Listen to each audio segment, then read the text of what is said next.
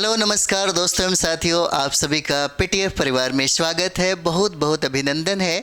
अभी हम लोग जो देखने वाले हैं वो हमारा है बिहार और भारत का एक छोटा सा मतलब भारत छोड़ो आंदोलन, जहां से प्रश्न पूछे जाते हैं उसके बारे में हम लोग चर्चा करेंगे, पढ़ेंगे। ठीक है, तो हम लोग देखेंगे यहाँ पे कि भारत छोड़ो आंदोलन जिसमें बिहार की भूमिका क्या होती है, जहाँ से प्रश्न बहुत बार पूछे जाते हैं। बहुत इम्पॉर्टेंट ये सेशन है। तो आइए हम लोग शुरुआत करते हैं। तो शुरुआत हम लोग देखते हैं इसका। देखिएगा, भारत छोड़ो आंदोलन में बिहार की भूमिका। तो देखिए, भारत छोड़ो आंदोलन की जो शुरुआत है, कारण क्या होता है पूछा जा सकता है। तो क्रिप्स मिशन की असफलता के कारण, क्रिप्स मिशन की असफलता के कारण भारत छोड़ो आंदोलन प्रारंभ हो गया। ठीक है, और आंदोलन की अगर शुरुआत की बात करें, यहाँ पे आंदोलन की शुरुआत की बात करें तो आपने सबसे पहले देखा कि भारत छोड़ो आंदोलन क्यों प्रारंभ किया गया। महात्मा गांधी ने इसी में करो और मरो का नारा दिया। जयप्रकाश नारायण ने इसी समय आज़ाद दस्ता का गठन किया। तो बहुत सारे जो काम है यहाँ पे होते हैं। तो भारत छोड़ो आंदोलन में बिहार की भूमिका क्या होती है, इसके बारे में हम लोग बात करते हैं। तो देखिएगा, इसका जो प्रारंभ हुआ वो क्रिप्स मिशन की असफलता के कारण हो जाता है। और देखिएगा, 8 अगस्त 1942 को मुंबई के ऐतिहासिक कहाँ पे, तो ग्वालियर टैंक मैदान में अखिल भारतीय कांग्रेस कमेटी की बैठक बुलाई गई जिसके अध्यक्ष मौलाना अबुल कलाम आज़ाद थे। इसी बैठक में गांधी के भारत छोड़ो आंदोलन के प्रस्ताव को पारित किया गया। कब, याद रखिएगा, ये जो भारतीय यानी कि आप कह सकते हैं 8 अगस्त 1942 को बम्बई के ऐतिहासिक ग्वालियर टैंक में एक अधिवेशन बुलाई जाती है जिसके अध्यक्ष अबुल कलाम आज़ाद होते हैं। उसी में गांधी की भारत छोड़ो आंदोलन के प्रस्ताव क्या होते हैं, पारित होते हैं। याद रखिएगा। अगला देखते हैं हम लोग। देखिए, 9 अगस्त 1942 को कहता है कि 9 अगस्त 1942 को भारत छोड़ो आंदोलन की शुरुआत ग्वालियर टैंक मैदान मुंबई से की गई। ठीक है, कहता है कि गांधी ने इसी समय कहा था यदि संघर्ष का उनका प्रस्ताव स्वीकार नहीं किया गया तो देश की बालू से ही कांग्रेस से बड़ा आंदोलन खड़ा कर दूंगा। कब कहा था, तो यही 1942 की बात है। भारत छोड़ो आंदोलन यानी कि आप कह सकते हैं ये 9 अगस्त 1942 के समय था। और उसी समय आक्रोशित होकर महात्मा गांधी ने यह बात कही थी कि यदि संघर्ष का उनका प्रस्ताव अगर पारित नहीं हुआ तो सोचिए, मैं देश की बालू से ही कांग्रेस से भी बड़ा संगठन बना दूंगा। ठीक है, और भारत छोड़ो आंदोलन को अगस्त क्रांति के नाम से भी जाना जाता है। भारत छोड़ो आंदोलन को अगस्त क्रांति के नाम से भी जाना जाता है। और महात्मा गांधी ने भारत छोड़ो आंदोलन का नारा दिया था, करो या मरो दिया था। ठीक है, करो या मरो दिया था नारा। और ये देखिए, कहता है यहाँ पे कि 9 अगस्त 1942 को ऑपरेशन जीरो आवर के तहत कांग्रेस के बड़े बड़े नेताओं को गिरफ्तार कर लिया गया और भारत के अलग अलग जिलों में उन्हें रखा गया था।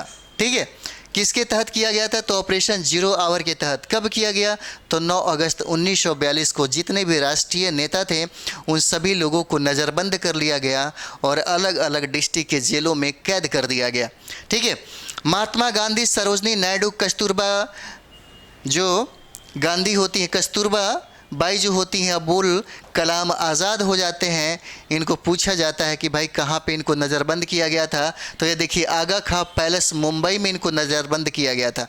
किनको, तो देखिए, महात्मा गांधी, सरोजनी नायडू और कस्तूरबा जो बाई हैं, अबुल कलाम आज़ाद, इन सभी लोगों को आगा खां पैलेस में। जवाहरलाल नेहरू को पूछा जाएगा तो कहाँ पे, तो अल्मोड़ा जेल में इनको रखा गया था। ठीक है, अगला देखिएगा, कहता है कि भारत छोड़ो आंदोलन में बिहार की भूमिका हम देखेंगे। बिहार में ऑपरेशन जीरो आवर के तहत 9 अगस्त को बिहार के बड़े बड़े नेताओं को गिरफ्तार कर अलग अलग जिलों में रखा गया। 9 अगस्त 1942 को बिहार में राजेंद्र प्रसाद को कहाँ, पटना के जिलाधिकारी WG आर्चर द्वारा गिरफ्तार कर लिया गया। किनके द्वारा, तो WG आर्चर के द्वारा। किनको, राजेंद्र प्रसाद को। कहाँ पे, तो पटना के। ठीक है, और देखिए, कहता है कि बांकीपुर जेल में इनको भेज दिया गया। ठीक है, कहता है कि उनके साथ साथ मथुरा बाबू भी थे अनुग्रह बाबू भी थे, श्री कृष्ण सिंह थे, जैसे अनेक बड़े नेताओं को भी गिरफ्तार कर लिया गया।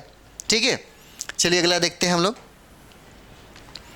अगला सवाल देखिए, कहता है यहाँ पे कि अधिवक्ता जो थे जिनका नाम था बलदेव सहाय ने सरकार की दमनकारी नीतियों के विरोध में अपने पद से त्यागपत्र दे दिया, जो बीपीएससी ने बहुत बार प्रश्न पूछा है। ठीक है, किसको पूछा जाएगा कि 1942 के भारत छोड़ो आंदोलन के समय में महाधिवक्ता की पद से किसने त्यागपत्र दे दिया, तो यही आंसर आपको हो जाएगा। क्या नाम रहता है? बलदेव सहाय नाम रहता है इनका। ठीक है, अगला देखिएगा। अगला इसमें पूछता है कि जयप्रकाश नारायण, जहाँ से प्रश्न बीपीएससी में समझिए कि मोस्ट इम्पॉर्टेंट बनता है, हमेशा प्रश्न पूछा जाता है। और बात करें जब भारत छोड़ो आंदोलन जब पूछेगा मेंस में, तो आज़ाद दस्ता की भूमिका ज़रूर पूछी जाती है, और ये भी आपके मेंस के लिए इम्पॉर्टेंट हो जाता है। ठीक है, तो भारत छोड़ो आंदोलन में जयप्रकाश नारायण ने महत्वपूर्ण भूमिका निभाई। उन्होंने वर्तमान झारखंड की हजारीबाग जेल से फरार होकर नेपाल के कौन से राजविलास जंगल में भागकर वहीं पे आज़ाद दस्ते का गठन किया। ठीक है, आज़ाद दस्ता नामक एक पार्टी था, एक दल था, जिसका उन्होंने क्या किया, इसका स्थापना किया था। और देखिए जयप्रकाश नारायण के साथ बहुत सारे जो लोग हैं हजारीबाग जेल से कूद के भाग जाते हैं, और वो दिन रहता है दीपावली के समय में वो भाग जाते हैं। ठीक है, पूछा गया भी प्रश्न है कि किस दिन फरार हो जाते हैं, तो दीपावली का समय रहता है। और इस दस्ते का उद्देश्य के बारे में अगर बात करेंगे तो देखिए कहता है ब्रिटिश साम्राज्य की समाप्ति के लिए छापामार युद्ध तथा तोड़फोड़ के माध्यम से ब्रिटिश संपत्ति को नुकसान पहुंचाना था, यही उद्देश्य था आज़ाद दस्ते का। आज़ाद दस्ते ने भूमिगत होकर के ये काम बहुत ज़्यादा किया, और बाद में जयप्रकाश नारायण को गिरफ्तार कर लिया जाता है। ठीक है, और इन्होंने ही संपूर्ण जो क्रांति था उसका उन्होंने नारा भी दिया था। हम लोग देख रहे हैं यहाँ पे, आप देख रहे हैं कि एनसीईआरटी ऑनलाइन जो कोर्सेस है, अगर कोई भी इसको परचेस करना चाहता है, तो अगर बात करें हम लोग एनसीईआरटी क्लासेस की, तो देखिएगा बहुत सारे ऐसे स्टूडेंट होते हैं जो एक बार में फ़ाइट कर जाते हैं, बहुत हो गया तो 2 बार में फ़ाइट करते हैं। उसके पीछे की उनकी घटना और मनोवृत्ति है उसको समझिए, उनके बैकग्राउंड को समझिएगा। कहीं ना कहीं उनका एकेडमिक अच्छा होता है, कहीं ना कहीं उनकी फैमिली बैकग्राउंड अच्छा होता है, जो कहीं ना कहीं समझिए कि शिक्षा से वो लोग जुड़े रहते हैं। कहीं ना कहीं उनका कॉलेज अच्छा होता है, तो वो लड़के हमेशा 1 से 2 बार में मतलब निश्चित तौर पे फाइट कर जाते हैं। और वो लोग एनसीईआरटी का बहुत पहले से अध्ययन किए रहते हैं।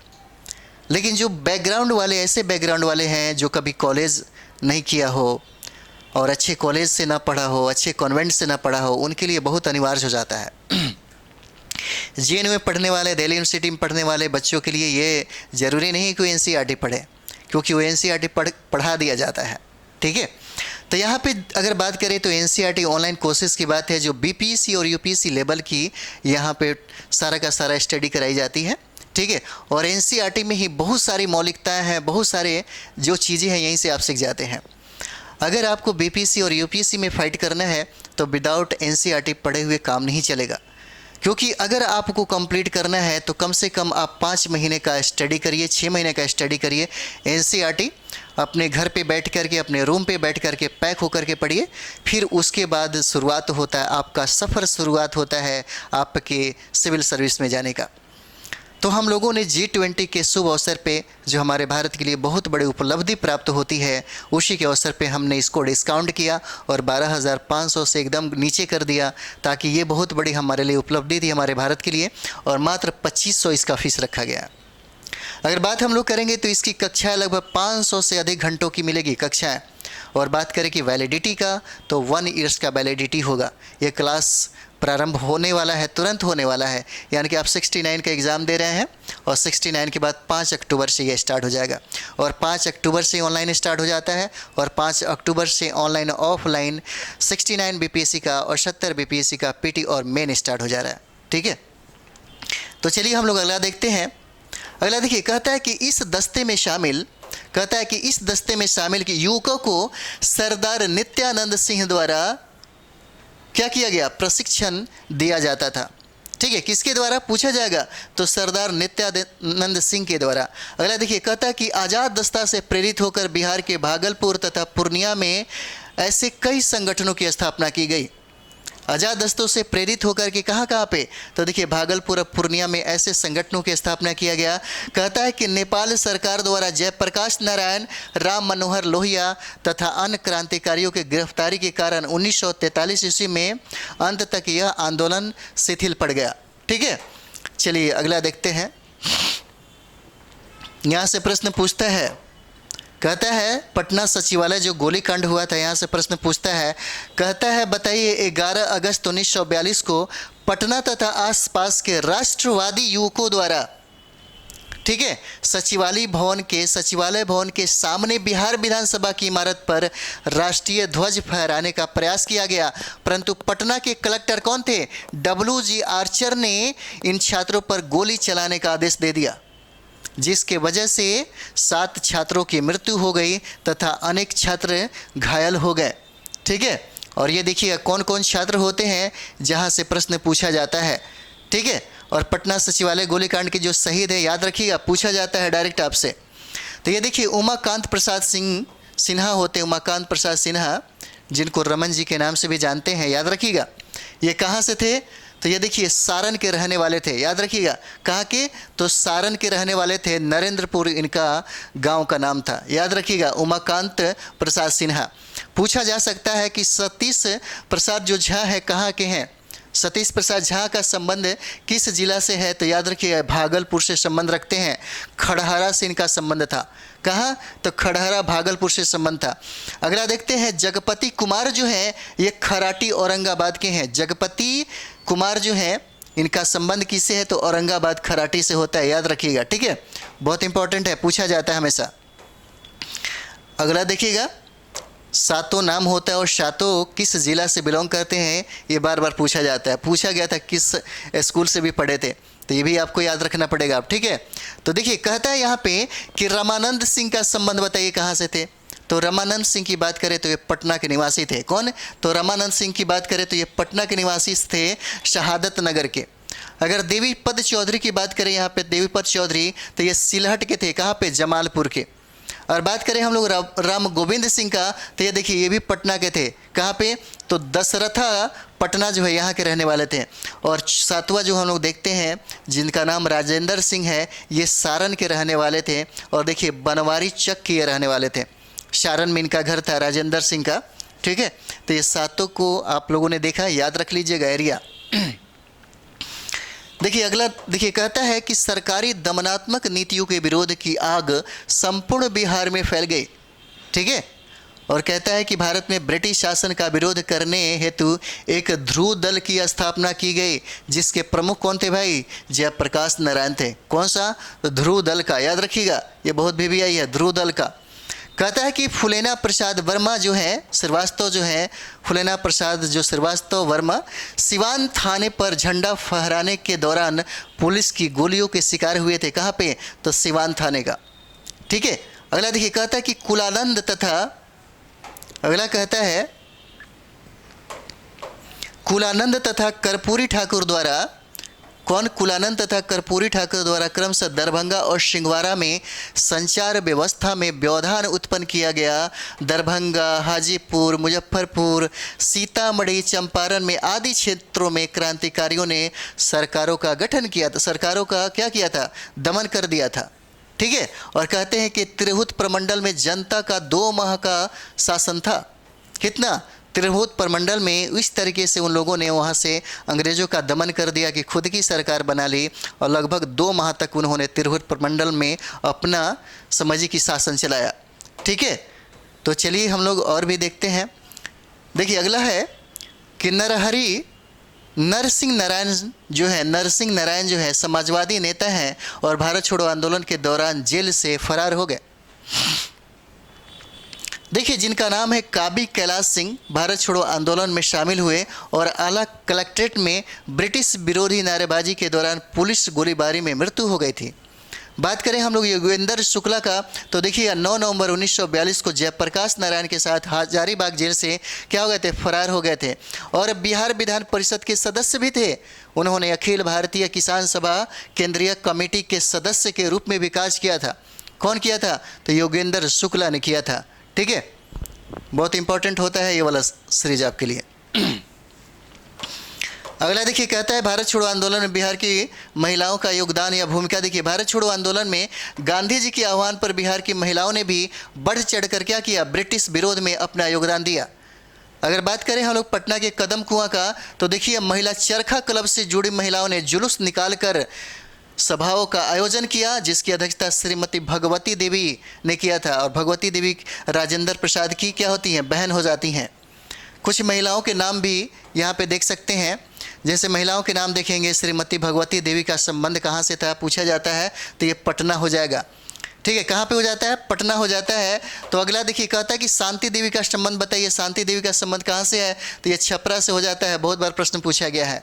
ठीक है, सुनीति देवी का संबंध बताइए कहाँ से हो जाता है, तो वैशाली से हो जाता है। और राधिका देवी की अगर बात कर दिया है तो कहाँ से होता है, तो वैशाली से। और श्रीमती माया देवी का संबंध देखेंगे तो कहाँ से हो जाता है, भागलपुर से, याद रखिएगा। अगला हम लोग देखते हैं भवानी मल्होत्रा की अगर बात कर दिया जाए, तो भवानी मल्होत्रा का संबंध आपको मुजफ्फरपुर से होता है। भवानी मल्होत्रा का संबंध कहाँ से, तो मुजफ्फरपुर से हो जाएगा। और राम स्वरूप देवी की बात कर दिया जाए तो भागलपुर से इनका संबंध हो जाता है। और अकली देवी का संबंध अगर देखा जाए तो कहाँ से होता है, शाहाबाद से हो जाता है। ठीक है, शाहाबाद से हो जाएगा। अगला देखिएगा, इनका नाम है धतूरी देवी। धतूरी देवी का नाम अगर देखा जाए तो इनका जो संबंध है मुंगेर से हो जाता है। और हुकेरी देवी का संबंध मुंगेर से हो जाता है। और रुमपंतिया देवी का संबंध आपको मुंगेर से होता है। नाम और इनका जो डिस्ट्रिक्ट है याद रखिएगा, यहाँ से प्रश्न पूछा जाता है, समझे, यहाँ से प्रश्न पूछा जाता है, बहुत इंपॉर्टेंट है। तो चलिए हम लोग देखते हैं, भारत छोड़ो आंदोलन के दौरान भारत में स्थापित समानांतर जो सरकार है पूछा गया इसके बारे में। देखिए, मिदनापुर जो तमलुक और बंगाल की बात है, मिदनापुर बंगाल, यहाँ पर जातीय सरकार की स्थापना की गई थी, जातीय सरकार की। और बलिया उत्तर प्रदेश की बात करें तो बलिया में गांधीवादी नेता चिंटू पांडे के, कौन था, चिंटू पांडे के नेतृत्व में समानांतर सरकार की स्थापना की गई थी। बात अगर महाराष्ट्र में सत्तारा की बात किया जाए तो यहाँ पर वाईपी चौहान और नाना पाटिल के नेतृत्व में सरकार स्थापित की गई थी, जो सबसे लंबे समय तक चलने वाली सरकार थी। ठीक है, सबसे लंबे समय तक चलने वाली क्या थी, सरकार हो जाती है। कुछ इंपॉर्टेंट सवाल जो है हम लोग यहाँ पे देख लेते हैं, ताकि जो आपने पढ़ा इसमें कितना आप बना सकते हैं ये देखते हैं। तो पहला सवाल है, भारत छोड़ो आंदोलन के क्रम में पटना सचिवालय गोलीकांड कब हुआ था। भाई, पटना सचिवालय गोलीकांड देखेंगे 11 अगस्त 1942 को हो जाता है, याद रखिएगा, 11 अगस्त 1942 को। दूसरा प्रश्न देखिएगा, दूसरा प्रश्न कहता है कि भारत छोड़ो आंदोलन के क्रम में 11 अगस्त 1942 को पटना सचिवालय में पुलिस जो गोलीकांड होता है, मरने वालों की संख्या कितना होता है, तो मरने वालों की संख्या 7 हो जाता है। और 7 का नाम याद रखिएगा, नाम और उनका डिस्ट्रिक्ट जो है मैंने आपको कराया है उसको जरूर याद रख लीजिएगा। अगला सवाल देखिए, कहता है यहाँ पे, अगला सवाल देखिए, कहता है कि बताइए डॉक्टर राजेंद्र प्रसाद को कब, तो 9 अगस्त 1942 को गिरफ्तार करके कहाँ पे भेजा गया था। भाई, तीसरा कहाँ पे भेजा गया था, डॉक्टर राजेंद्र प्रसाद को नज़रबंद करके बांकीपुर जेल में रखा गया था। आंसर क्या हो जाएगा, सी हो जाएगा। कहाँ पे, तो बांकीपुर हो जाता है। अगला सवाल देखते हैं, चौथा का संबंध देखिए, कहता है कि जयप्रकाश नारायण किस आंदोलन से जुड़े थे। 4 नंबर सवाल क्या हो जाएगा, जयप्रकाश नारायण का संबंध पूछता है, वो बहुत ही वीवीआई है, बहुत बार प्रश्न पूछा है। और इनका संबंध आपको भारत छोड़ो आंदोलन से होता है। ठीक है, आज़ाद दस्ता का इन्होंने गठन किया था यहाँ पे। देखिए, अगला सवाल कहता है कि जयप्रकाश नारायण द्वारा नेपाल में गठित कौन सा आज़ाद दस्ता के प्रमुख प्रशिक्षक कौन थे। भाई, तो क्या हो जाएगा, नित्यानंद सिंह हो जाएंगे। आंसर क्या हो जाता है, बी हो जाएगा, याद रखिएगा। अगला सवाल है हम लोग का, भारत छोड़ो आंदोलन के दौरान किस प्रमंडल में, कहता है किस प्रमंडल में लगभग 2 महीनों तक जनता का शासन रहा। अभी आप लोगों ने किया, यह तिरहुत प्रमंडल हो जाता है, इसमें जनता का शासन 2 माह तक चलता है। ठीक है, चलिए अगला सवाल देखते हैं हम लोग। अगला सवाल देखिए, 7 नंबर सवाल देखिए, कहता है यहाँ पे कि बिहार के किस स्थान के युवकों ने ब्रिटिश शासन का मुकाबला करने के लिए ध्रुव दल की स्थापना किया था। किसका किया था, ध्रुव दल की स्थापना कहाँ पे किया था, तो ये देखिए कटिहार हो जाएगा। 7 का आंसर क्या हो जाता है, कटिहार में किया था। कहता है कि बिहार के किस युवकों ने ब्रिटिश शासन का मुकाबला करने के लिए ध्रुव दल की स्थापना कहाँ, तो कटिहार में करता है। ठीक है, अगला देखिएगा 8 नंबर सवाल देखिए, कहता है यहाँ पे कि भागलपुर में एक आज़ाद दस्ते का गठन किया गया। कहा तो भागलपुर में एक आज़ाद दस्ते का गठन किया गया, तो किसने किया था? तो सियाराम सिंह ने किया था। आंसर ए हो जाएगा। कौन करता है? तो सियाराम सिंह करता है। ठीक है, अगला सवाल देखते हैं हम लोग। 9 नंबर सवाल देखिए, कहता है यहाँ पे कि भारत छोड़ो आंदोलन के दौरान सारण में, कहा तो सारण में किसने पुलिस थाने को जला दिया था भाई? 9 का क्या हो जाएगा? कहता है कि बताइए भारत छोड़ो आंदोलन के दौरान कहाँ पे? तो सारण में किसने पुलिस थाने को जला दिया था? तो ये देखिएगा, ये हो जाते हैं जगलाल चौधरी हो जाते हैं। आंसर क्या हो जाएगा? सी हो जाता है, जगलाल चौधरी हो जाएंगे। और इस सेशन का हम लोग अंतिम सवाल देखते हैं। अंतिम सवाल कहता है कि बिहार में किस आंदोलन में पुलिस हमारा भाई है का नारा सुनाई पड़ता था? ठीक है, किस आंदोलन में सुनाई पड़ता था पुलिस हमारा भाई है? जब भी वो लोग लाठी चार्ज करने लगते थे तो महिलाएं कहते थे पुलिस हमारा भाई है, वो लोग को भी समझ में आ जाता था कि नहीं, ये सब नहीं करना चाहिए। और ये हुआ भारत छोड़ो आंदोलन के समय में। ठीक है, तो इस सेशन के साथ ये जो भारत छोड़ो आंदोलन है जो बहुत इंपॉर्टेंट है, ये समाप्त होता है। और इसे ज़्यादा से ज़्यादा आप शेयर करें, लाइक सब्सक्राइब कमेंट्स भी करें, और ज़्यादा से ज़्यादा कोशिश आप करें कि रिवाइज कर सकें, क्योंकि रिवाइज से ही आपका स्कोर बढ़ने वाला है। तो चलिए हम लोग इसी तरीके से हम लोग नेक्स्ट टॉपिक पे बात करते हैं। थैंक यू वेरी मच आप सभी लोगों को।